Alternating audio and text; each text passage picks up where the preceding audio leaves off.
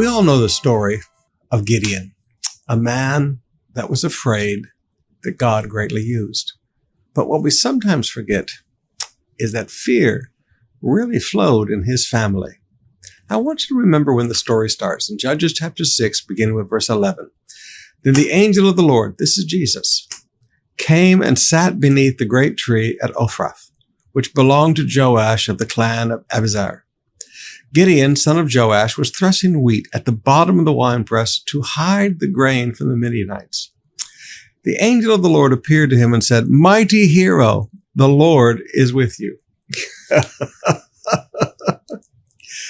God calls the things that are not as though they are, and that includes your life and my life.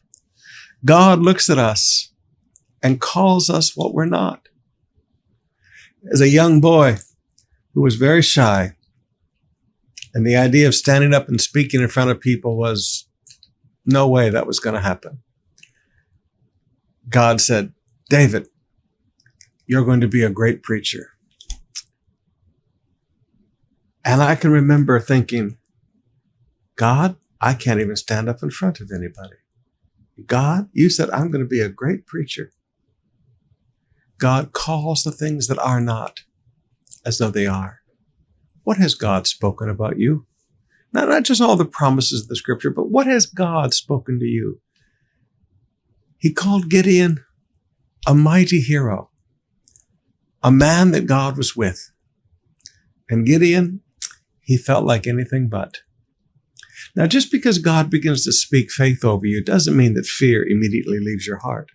I want you to notice when God told him to go and tear down the altar of Baal and the Ashereth pole in Judges 6, verse 25 to 27. Verse 27 said he did it at night because he was afraid of the other members of his father's household and of the people of the town. So he was still afraid.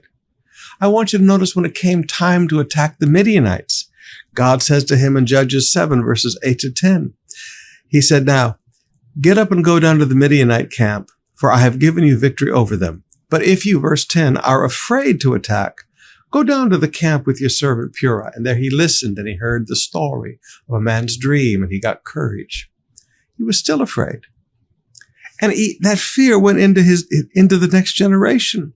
His son, Judges 8, verses 19 to 20, was afraid to kill the kings that had been captured. He was afraid. Now, beloved, at some point or another, you have to recognize all of us have to face fear. Even when God is speaking his faith over us, that doesn't mean that we're instantly transformed and changed. Fear still needs to get worked out. You say, well, how did God help Gideon overcome his fear? Well, if you look there in Judges 7, verses 9 to 11, he said, "Now, Gideon, if you're afraid to attack, go down to the camp with your servant Purah.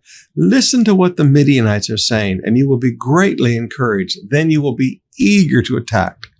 So he went down, hid in the bushes, and listened to these guys talk about their dreams. And the fear left his heart. Don't be surprised if you're afraid. And don't be surprised if God understands that fear. And don't be surprised if God tells you the solution to that fear and encourages you.